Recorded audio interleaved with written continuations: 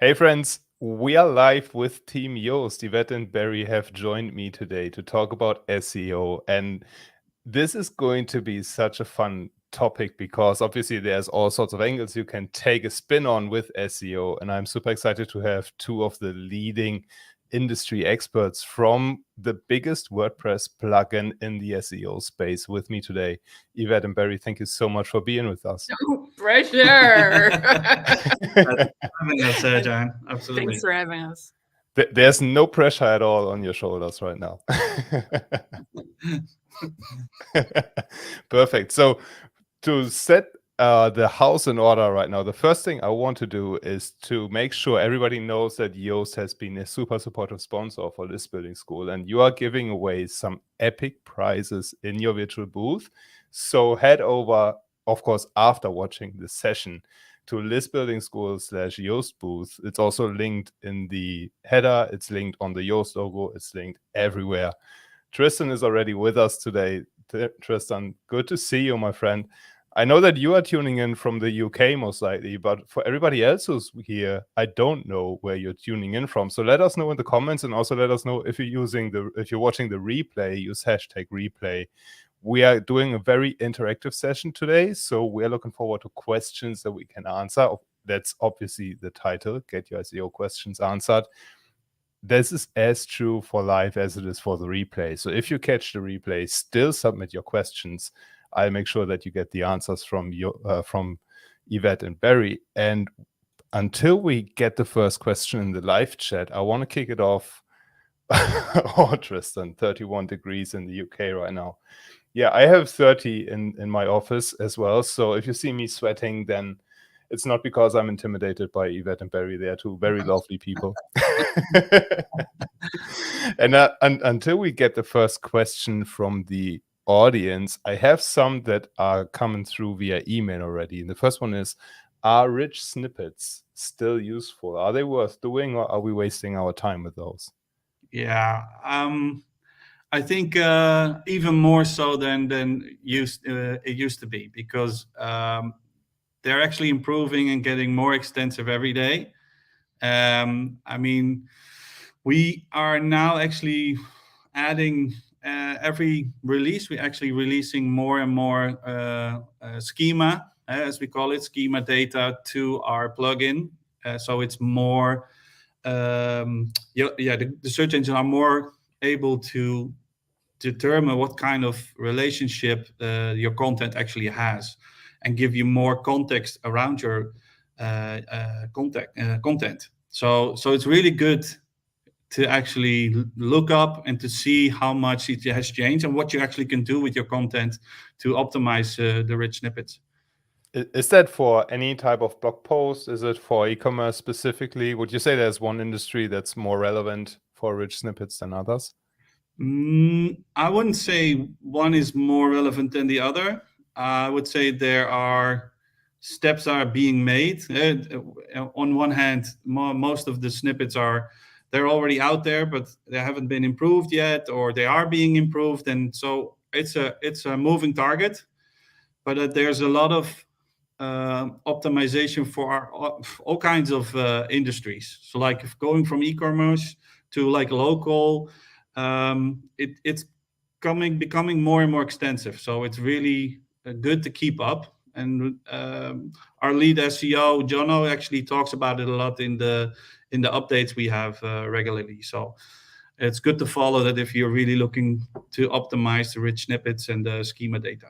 And join that monthly SEO news webinar. Yeah. We put the link to that in the comments for sure. Sure. Absolutely. Awesome. And then Tristan has a question for us from an SEO perspective. How often do you think you should publish to your blog? I'd say as often as you have something worthwhile to share, which is more often for some businesses and not as often for others. Because publishing just for the case of publishing, it's not a good user experience. But then again, if you are in conversations with your users, with your customers regularly, you know what they run up against, you know what's happening in their professional lives or in their lives, things that you can create valuable content around. So if you get the chance to be helpful to your audience by answering questions, by solving problems, do that as often as you reasonably can. There's not a magic number for that, John. It's really it's like, the more content you have, the more valuable content you have, the more Google can actually index. So I think that's basically the golden rule, like Yvette already said. Right in line with what Tristan is sharing. That's what I wanted to hear. Repurposing of good content. Absolutely, yes. And repurpose in all sorts of ways, not only from long to short and from short to long, but also in terms of media. So add graphics, add video if you can, because people are learners in different ways. Some people are more video oriented. Some people read faster than they can watch videos. People take imagery more in. So use that variety as well. Absolutely. And if you feel overwhelmed just by the thought of that, reach out to Tristan, because he's running an amazing agency doing exactly that. There you so go. He's really, really good. Yep. And what I'm interested in from a personal perspective, what do you think about AI tools to help speed up the blog post production? Good question. Yes, it's a hot topic, isn't it? I'm a big fan of Jasper AI, I have to admit. I have used it for short term, and I see that there's more AI tools popping up every day. It's like how do you call that? It's like toadstools, like weed that's growing. Popcorn. Everywhere. You see them popping up everywhere. But and some of them are better than others, especially with different languages. So, but I think the main thing for AI tools is it should be a tool to help you create content and not be a replacement of creating content for you, because you are the one that's actually the expert. It should help you have new ideas or save you time. I think that's a very important one, especially for businesses. Yeah. Aside to that, also from a mindset perspective, a lot of people who are not content creators by heart or by nature really run into that fear of the blinking cursor. It's laughing at us sometimes. Come up. But these AI tools come up with very valid content ideas, things that you can elaborate on, that you can add your personality to. Absolutely. And also sometimes they come up with odd ideas that sort of get you annoyed, but then use that emotion and create something good out of it. Yeah, absolutely. And this is so, I never would have expected you to encourage AI tools, but it's all coming back from the name. It is a tool. It's not something that you cannot expect AI to do the entire writing for you. No. And I use it just like you described it. I use it for idea generation, and then I get started using AI. I refine it in my own tone of voice. And Jasper has this pretty amazing tool called Paragraph Generator, where you feed it in with just a sentence of what you want to write about. It spits out, let's say, 100 words, and then you take that and make it your own content. Yeah, I've seen a couple of AI tools with different approaches, but you see that they're improving very fast. So it's a very interesting space to watch. I think not only with content, but I've been watching DALL-E to see what you can do with images. It's very interesting what's happening over there as well. So yeah, absolutely. An interesting space, but you have to keep an open mind and be really, how do you say,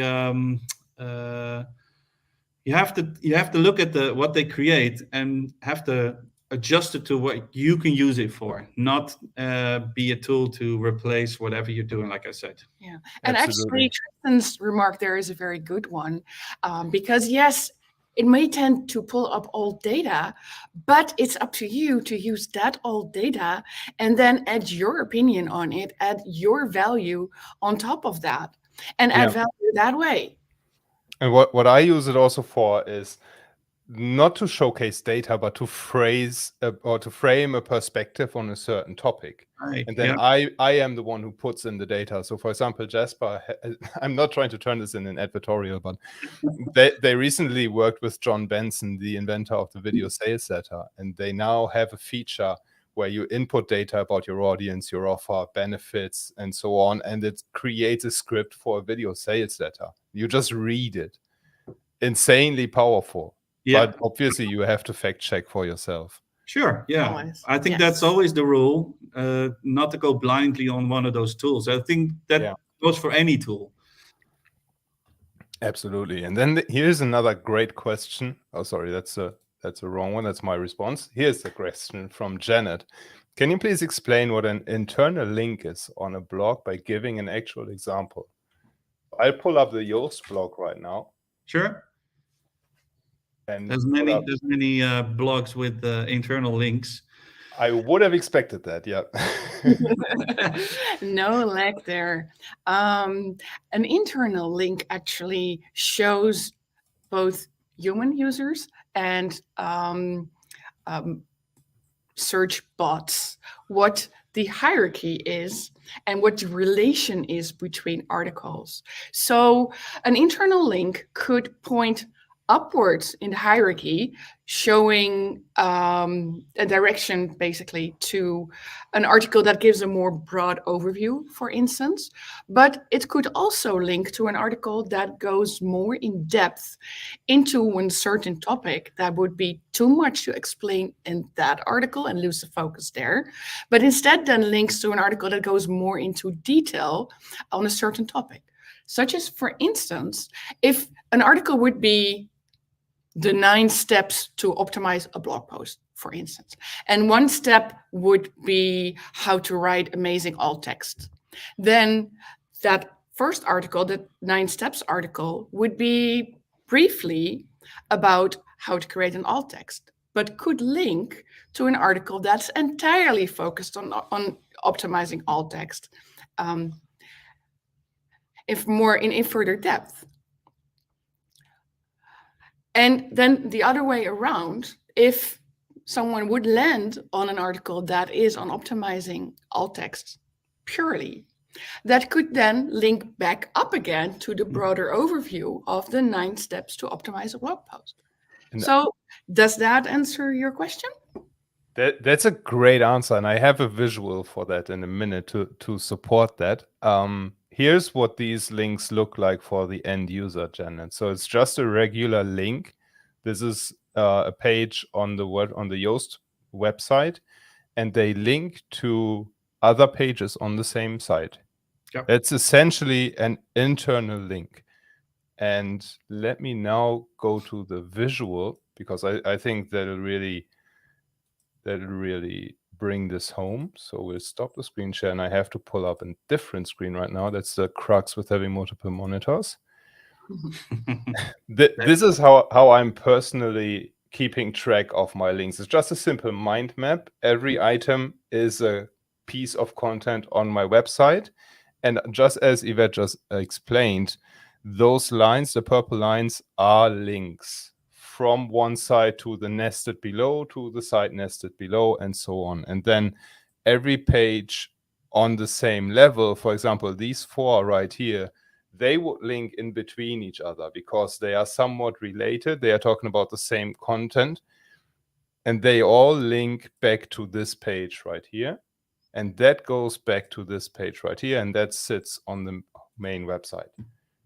So that's my very amateurish visualization of this one. No, I think it's a very good way to visualize how a hierarchy within content actually works, and helps you create more in-depth or even more general topics that actually link to each other.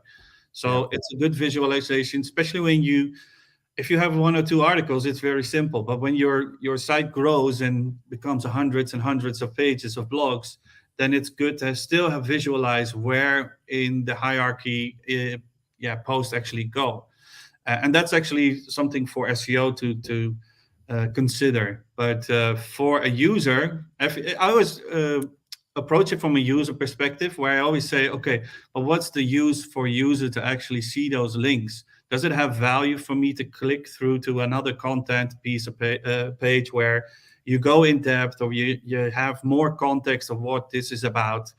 For instance, like if you go for schema data, it's good to know where schema actually stands in the broader context of SEO, or go even more in depth over every schema that's actually possible. So that's a good example of going either up or down, depending on where your information need is. Yeah. And then here's a question following up to that. What's the difference between Cornerstone content and other content? Yeah, so Cornerstone content actually, I thought is an interesting one, because it determines if a content is actually being very valuable to your visitors, and you actually I kind of highlight that it's more important to the visitors, and they actually think so, because it's a page that has been visited a lot, or it's content that gives that context, especially for broader subjects. So it's good to highlight that, because what you do is actually say to Google, this is a very important page about this topic, and then give that context for them to index it as well. And they might actually say, okay, this is a much more important page to show to specific keywords than it actually is for other pieces of content you wrote about it.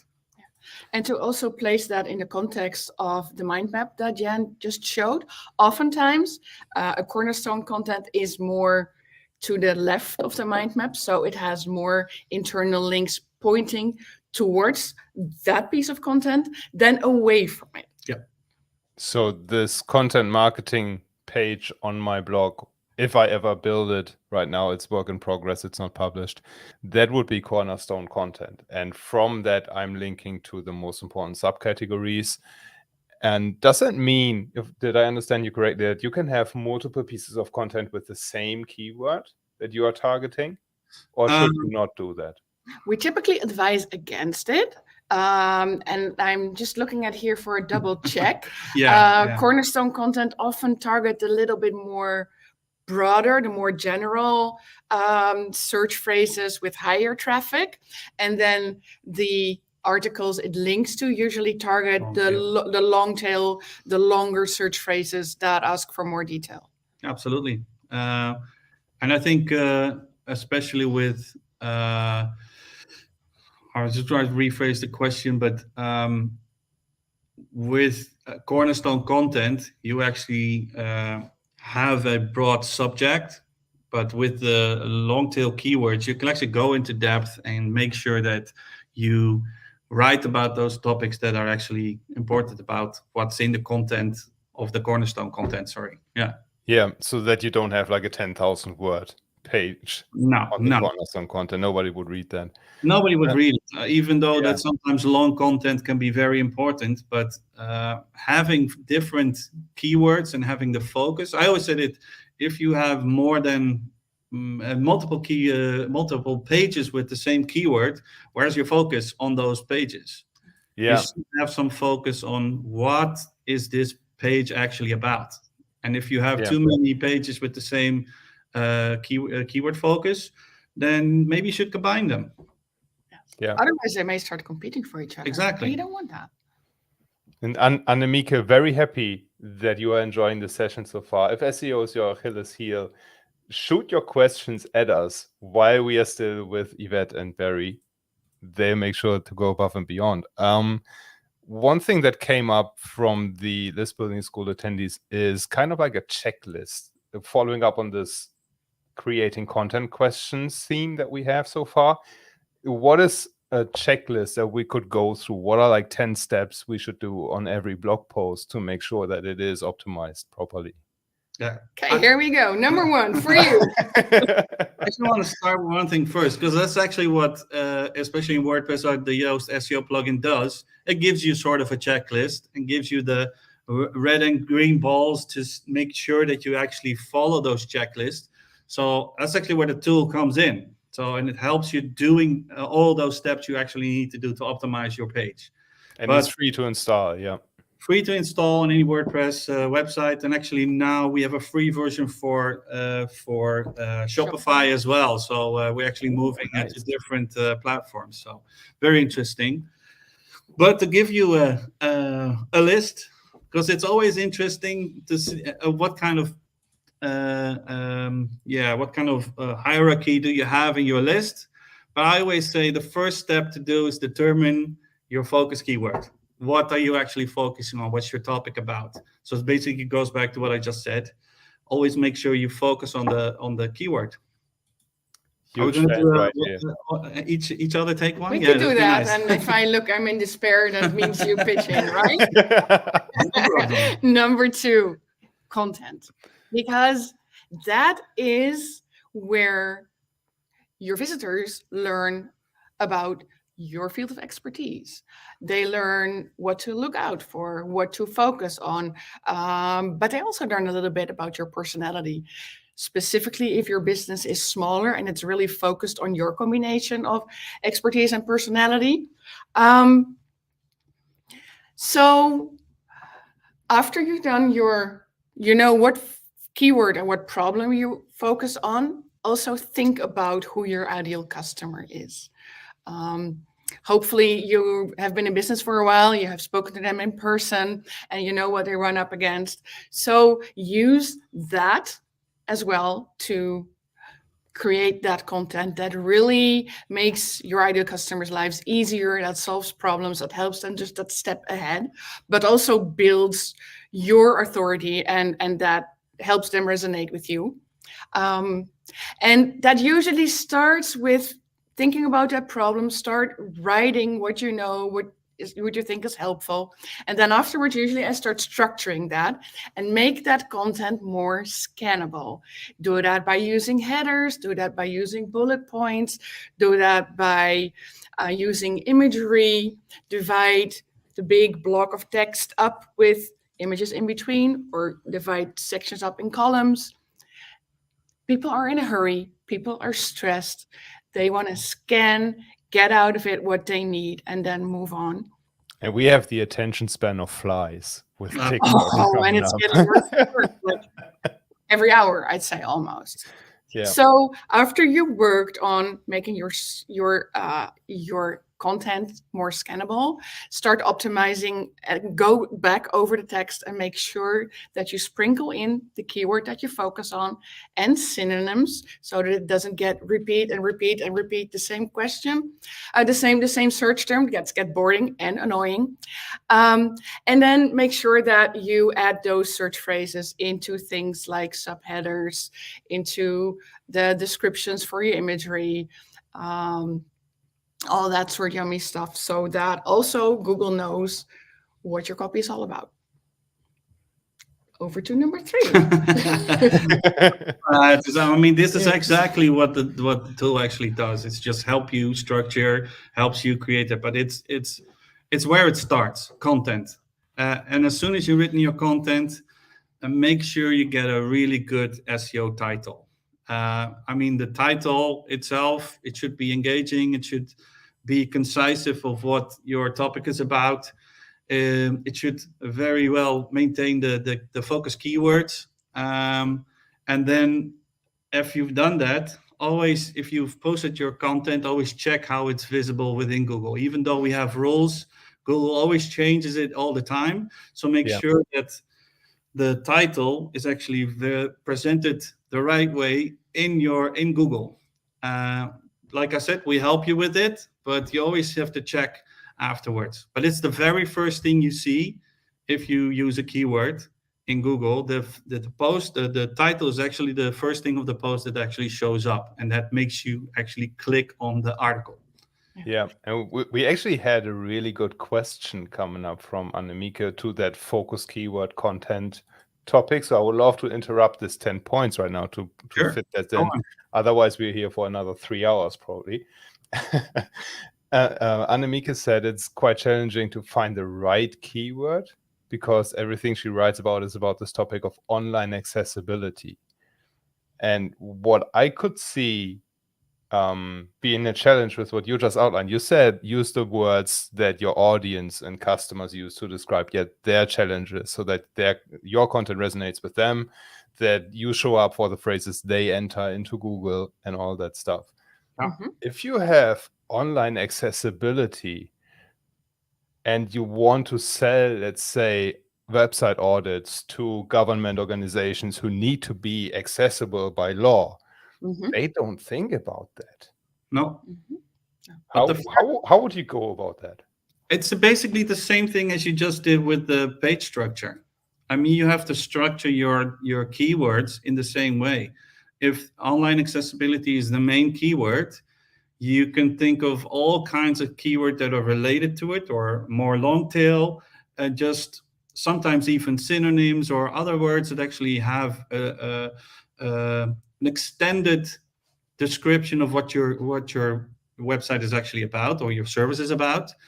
So make sure you visualize all these kind of keywords, and then make sure if you can categorize them. I always love to categorize the keywords, because that makes sure that you have all these synonyms based per category, and you can actually use them interchangeably. You use them on every post, every now and again. You can just link to other posts as well.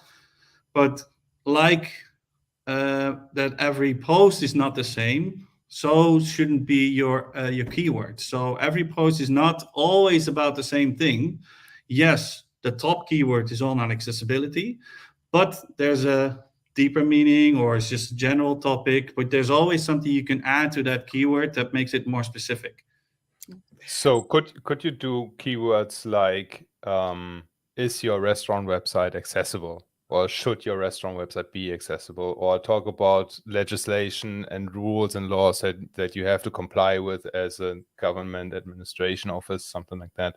Just making sure that you target phrases that actually are top of mind with your audience, even though they might not be related to the phrase that you personally have in mind. Yes. And one of the ways also to do that is go have a look at some of your competitors. They also create content. And then you can use tools like an SEMrush or SE ranking, for instance, to reverse engineer what keywords they optimize for. That's something that I've been doing quite a bit. I think it's called their competitor research tool. Then obviously don't use their copy to place on your website, but your take on it and your specific expertise. Also, one way to do things like that is check competitors that are just outside your niche. So for instance, like you say, if you do accessibility for restaurants, go to accessibility for museums, for instance, or accessibility for education. See what they write about, see what concepts they talk about, and then apply that to your niche. Yeah, very, very good. And she just gave one example here. Yeah. With, let me find this comment. There we go. Does accessibility raise your revenue? Could be a potential topic. Nice. Yes. Yeah. I said to her on LinkedIn, I'd rephrase that to, does website accessibility make you more money? Exactly. Because probably the customers wouldn't say, I want to raise my revenue. They say, I want to make more money. Yes. Exactly. So those are the little tidbits, Annemieke, that you can take away from this. And following up with that is a really interesting question I've been dabbling with personally for years, which is keyword difficulty. Yeah. And there are all these tools, SEMrush you brought up, and Longtail Pro is one that I've used myself for ages. Is that reliable data? Do we need to invest in those tools? It's basically the same answer as I gave with the AI tools. They're tools. They're not the truth. They're basically guidelines that help you make decisions about your content and about your keyword research. That will actually give you focus on what should I write about, or what keywords should I use within my content. I mean, I always look at the differences, especially with the numbers. You say, is it a difficulty which means that there's high difficulty. Okay, I should make more content about this in order to make sure I rank for this. So it's not that the number actually gives me a specific amount. Okay, I have to build so many pages about it. No, I have to focus more on it if I want to rank for it. So once again, it's a tool that helps you, gives you focus on what you write about and you optimize for. Can you? Sorry, go ahead. Oh, sorry about that. No, go ahead, Yvette. Ladies first. Get started. Start with the ones that are indicated as easy, because usually that means you have a bigger chance of ranking. And then it is like that pyramid of the content hierarchy. You start with the easier ones. You get a hang for writing. You have a higher chance of getting those rankings, which makes it a little bit less frustrating in the long term. Right? If you get success, that is encouraging. So good that you didn't say it make it fun, but it's just a little less frustrating. It is. And then along the way, you build up to the more difficult search terms. And then again, you link from the easier ones up to the ones that are more difficult to rank for, also showing Google that structure. But like I said before, it makes sure you do have focus on those keywords that are more difficult. You don't have to write about them in the beginning, but make sure that, if you have, what was the topic that Annemieke had? Was that accessibility? Right. So that means that accessibility, that's a broad keyword. That's a single broad keyword. It's very difficult to rank for. And it would probably not make sense even, because accessibility encompasses so much more than what Annemieke wants to be ranking for. And I think that's a mistake that that businesses or people actually make. That is to have too many broad keywords, which a broad keyword is basically, I always say, have the example of, if you have a car, okay, you want a car. Do you want a new car or a secondhand car, or what kind of car do you want? What color? What brand? And the more you get into depth of what you actually want, the more you actually can focus on those keywords that are actually relevant for you. So it always comes back to that research you've done in advance before you actually start writing. And the more elaborate you get, the more ideas you actually get to write content most of the time. So it is always starting back to that beginning thing. Okay, do your focus first, and then the rest will follow you, right? Can you build an SEO strategy? Sorry, go ahead. It's like building a snowman, right? You start with a little ball of snow, and the first rounds are really hard because your back starts hurting, particularly when you're getting older. And by the time you get momentum, the ball turns easier, and then you have that chunk. Yeah, and then people always forget it takes time. It's not like, oh, I created 10 pages. Why am I not at number one? Because there's too much competition at that keyword. So it is every step you take, you get close to that goal. And if you do it every day and you look back after a year, you say, wow, I created 365 pages. Wow, that's a lot. So even if you do one a week, there you go, which is probably more achievable. That's it. And that's a lot of content. Is what's achievable for you. I think not everybody is as avid with writing content all the time. So take your time to write good content instead of writing a lot of it. Mm-hmm. Yeah. But if you take that step, you do it every day, or you do it, you take a step every day, you actually get close to your goal. So don't forget that. Some people will actually wait. Oh yeah, but I have to make it perfect. No, start doing it. Yeah. You can also revisit your old content and rewrite it if you want. Yeah. That's actually a question I want to bring up when we have this conversation finished. And Annemieke, coming to your question, what about article length? It essentially boils down to as long as it needs to be, if I understand Yvette and Berry correctly. Get your point across, structure it well with headlines and bullet items, and make it easy to skim through. And then I think Yoast recommends not less than 300 words. Yeah, that's the base rule, right? But I always say it depends. It depends on. I think that's one of the words we use all the time. It depends because if you have a topic that needs to be more elaborate, it's okay to do a longer piece of content. But if it's something you bring like news, or it's something that should be read more quickly and get the gist across, and then it's easier to write a shorter piece, even if it's shorter than 300 words. But the rule for the 300 words is more that the more keywords or more words that are on your blog, that's the easier it is for Google to understand the context of that piece. So. Yeah. And Tristan made a fantastic point to Annemieke. Offer it in different formats. So what I'm doing right now is I'm training my virtual assistant to repurpose audio that I record into blog posts. Yeah. And then I have the audio that can go out as a podcast or something like that. A 15-minute podcast can easily be 2 or 3 blog articles. Absolutely, yeah. And then I have like 4 pieces of content that can be split up. Tristan will kill me now, but I would say 10 different pieces of content. Tristan will put it into 500, what I feel like. But it's all about being smart about how you spend your time in creating content. Yeah, exactly. And that repurposing is that's absolutely fantastic. But people forget about it. But you already sometimes created your content. You just need to reuse it and rewrite it and make it in different formats. It's great. I mean, people sometimes forget that you can use a blog post for a social media post. Maybe even it sounds so upfront you have to do that, but sometimes people forget. And you actually can optimize for those social media. How does it say the cards you actually get? Because within you have the summary cards on Twitter and the previews, Open Graph data. People forget about the summary cards and putting in a nice image for either Twitter or Facebook, and make sure that it actually shows up in the right way.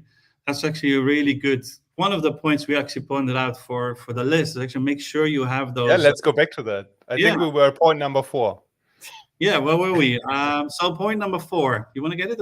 Yeah, sure. Okay.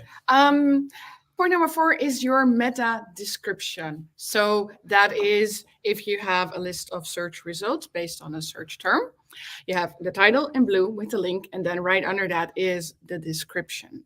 So if you see the title if you compare the title, for instance, to the header of an ad, your meta description would be sort of like the intro text of an article.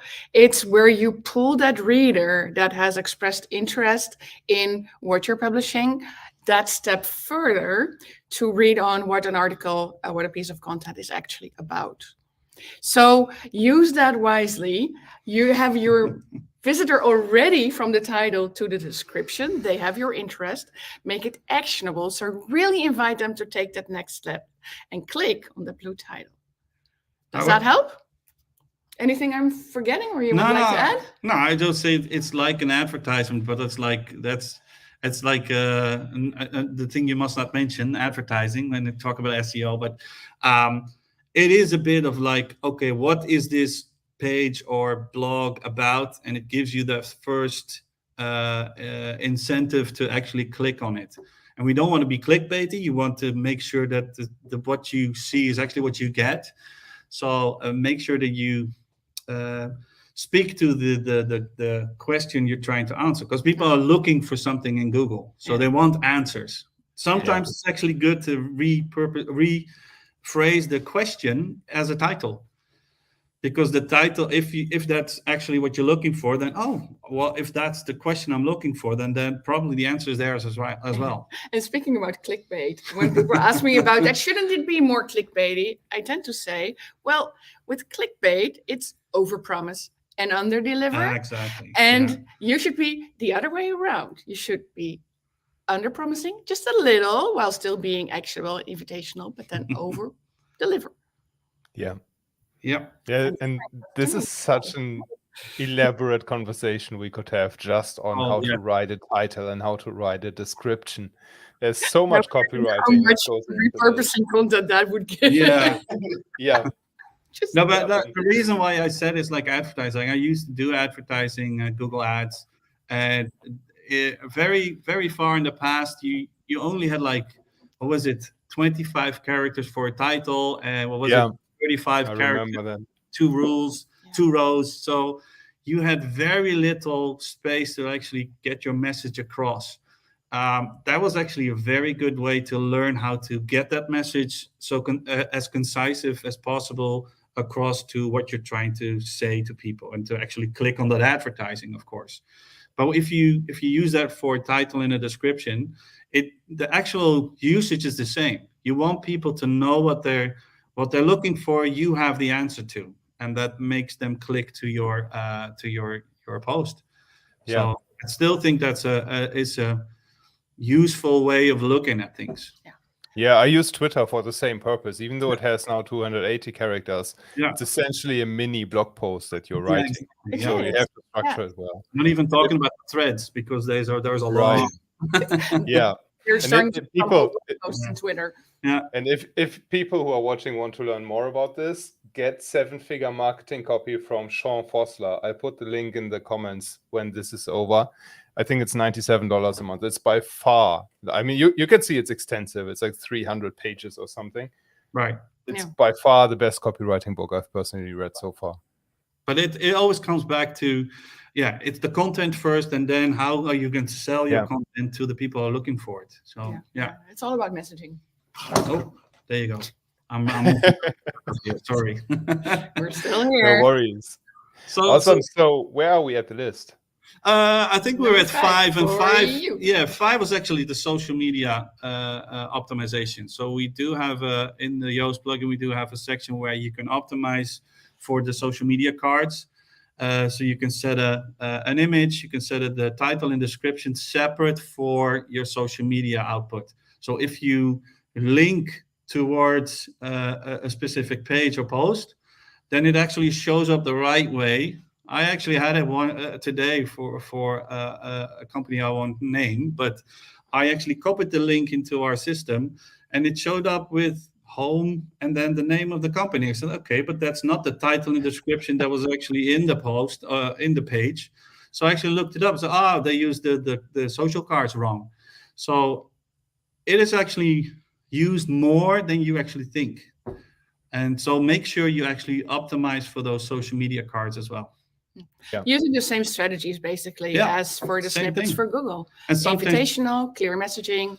and sometimes you have more room to actually write the description. You have, for the description, you have I think up to 1,000 characters. So that's a lot more than for your description for Google. So make sure you actually use that as well. Yeah, 100%. And one thing I want to bring up onto the screen that ties into the session that Mario Pescev is doing later today on the summit.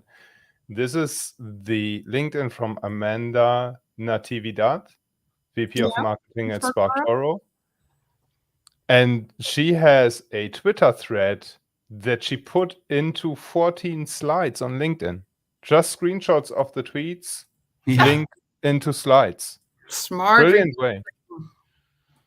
There you go. And she has 2,013 likes. There you and go. 200 comments. So if that doesn't speak for the power of repurposing, absolutely. Yes. So all power to you, Tristan, and what you're doing.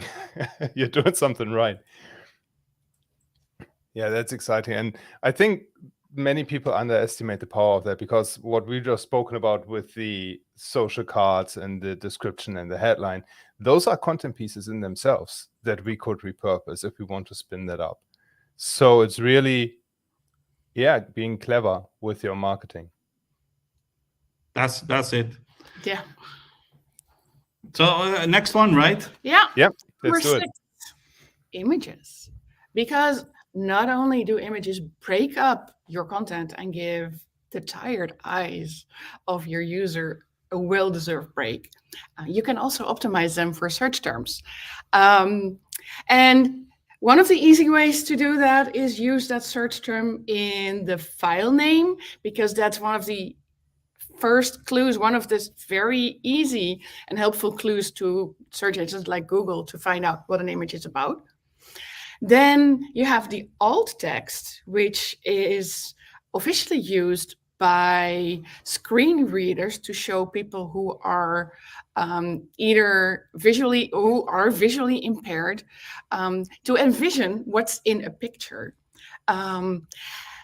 You can use your search term in there, but please keep in mind that if you are visually impaired, you already miss out on a lot of things in this beautiful world. So don't frustrate those users by stuffing your search terms in there. But there are very, very valid occasions to use your search term in there because it may very well give information about that picture. But do it with heart, okay?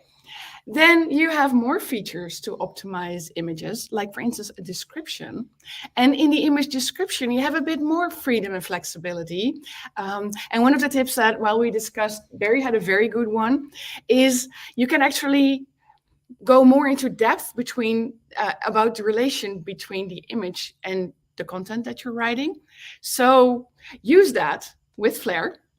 And then lastly, we have a caption.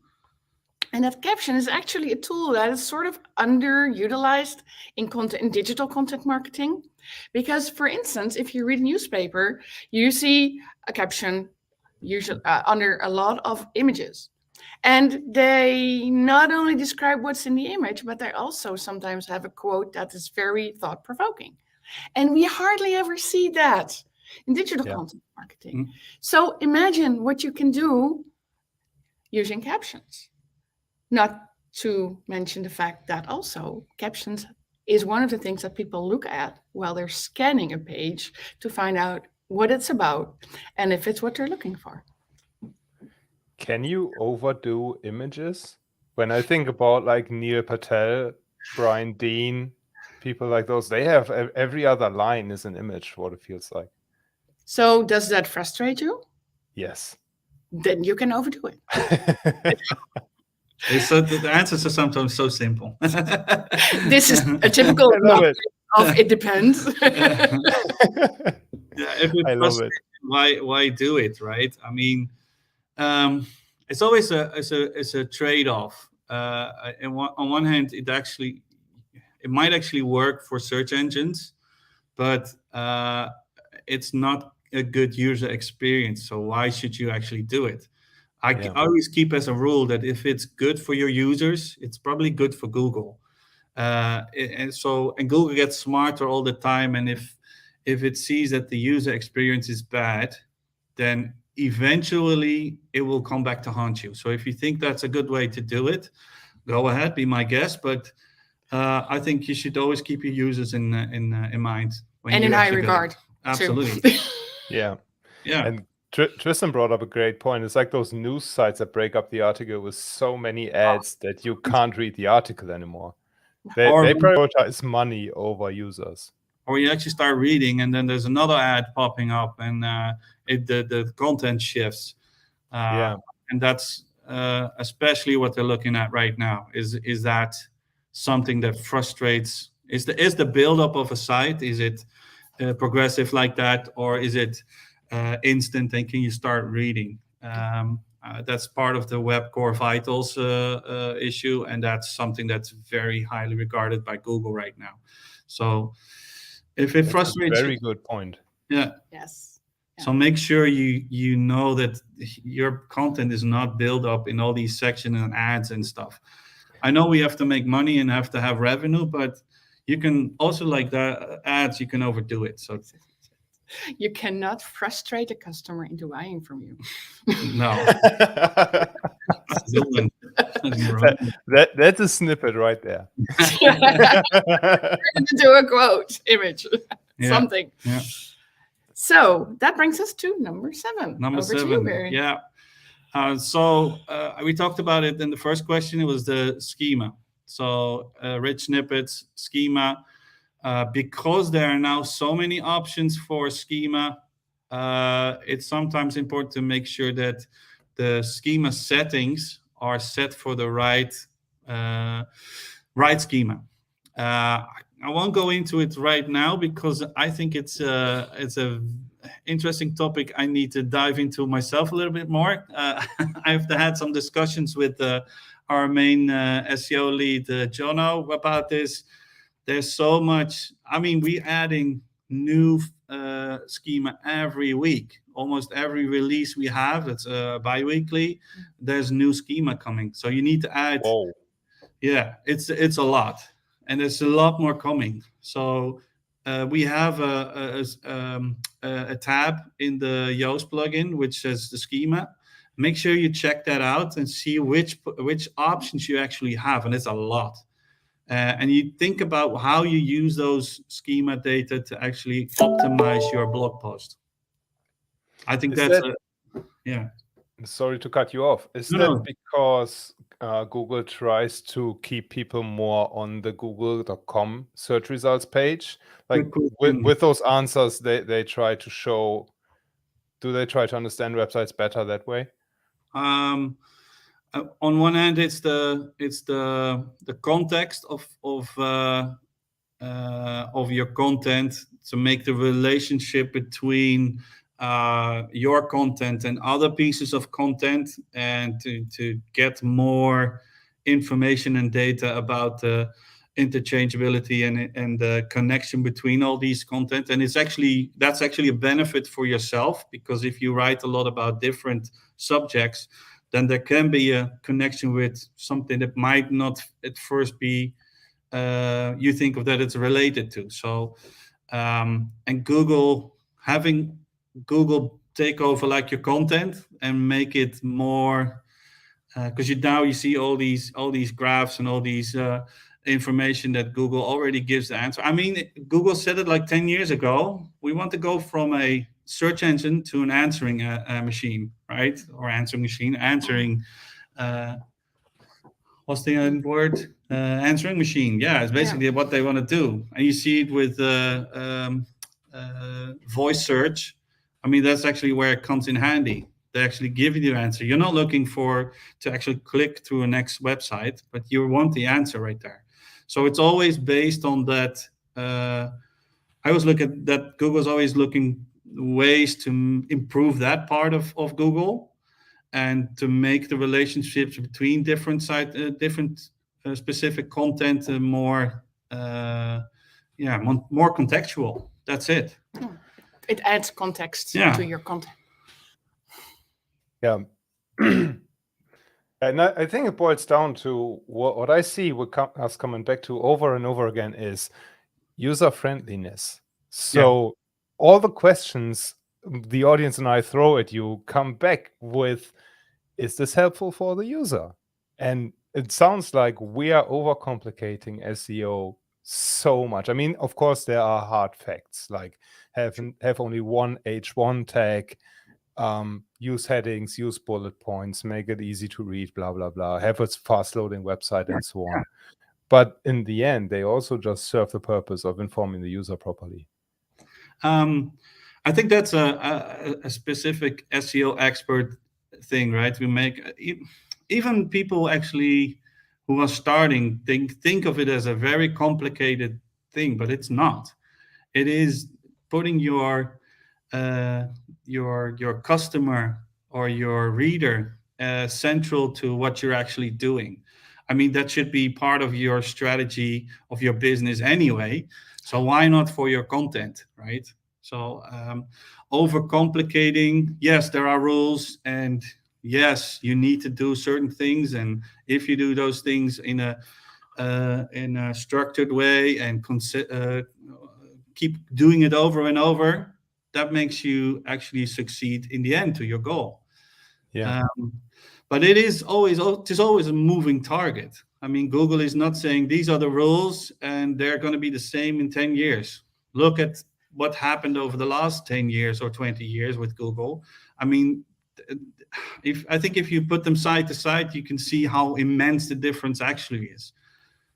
And that's why I always come back to that first question: who are you doing it for, and what are you trying to get across? And that won't change. And yes, there may be hacks to get you up in Google for the short term, but that's what it usually is too. It's for the short term because it's sort of tricking the gaps that search bots have. And those gaps tend to get patched pretty quickly. So you can decide to put all your energy and effort in that, or you can decide to put that same energy and effort into a long-term strategy, making a difference for your customer. Because you may be able to trick someone in buying once, but most people are not naive.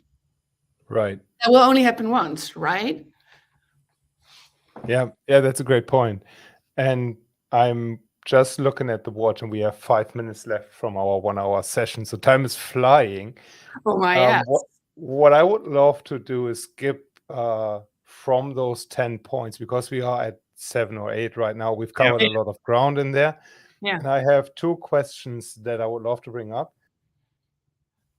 What of those tasks would you say can be outsourced easily? Because what we all face is we don't have enough time to write content. What can we outsource to virtual assistants? Yeah, so because I heard you have a virtual assistant yourself, I heard. Yeah. What is actually your outsourcing right now? It's a great way to twist this. So I record a short audio clip in OBS or StreamYard or wherever, on the phone maybe, outlining the article that I want to write, or that I want her to write. And then I send over that article to her. And because we are working for over 2 years together, she's a full-time VA. She knows my voice really well. She knows how I communicate. She knows how to use Jasper AI to fill in the gaps and to add more meat to the post. And she just writes the article. I review it once, maybe twice.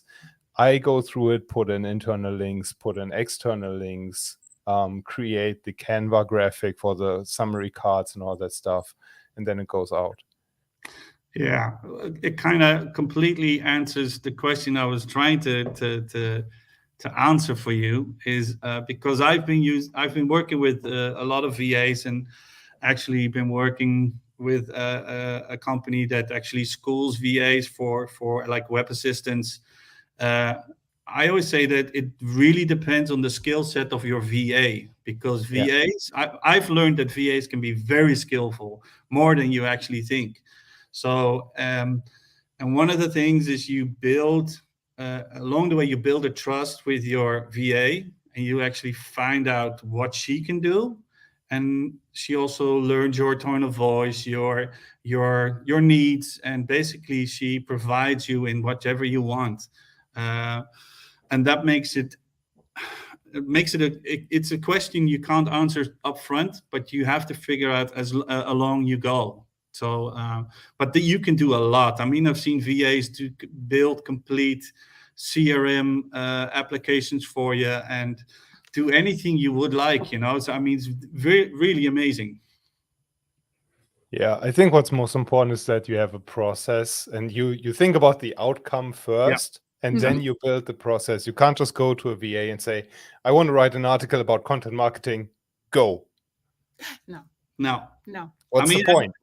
I don't even think that's possible with any service. I mean, you've seen content copywriters as well. They need to build a trust, and they need to know who they're writing it for, and they need to have they need to ask you a lot of questions before they actually can write a piece like that. So On another thing, I think what you could outsource much easier is stuff like internal linking, stuff like creating graphics, featured images. If you provide them with templates, that's really easy to do for most people. Keyword research, coming back to the tools, that's something that they could probably do for you. Yeah, it actually helps them understand what your business is about, and then makes them learn. And that's where you grow towards each other and make you understand where your needs are, so they can actually, all these simple steps are the first steps to actually maybe a deeper collaboration. Yeah. And then the other question that I had from the audience that was really good is, what do you do with old content that doesn't rank? Yeah. Does it hurt your rankings to keep it there? Do you delete it? Do you update it?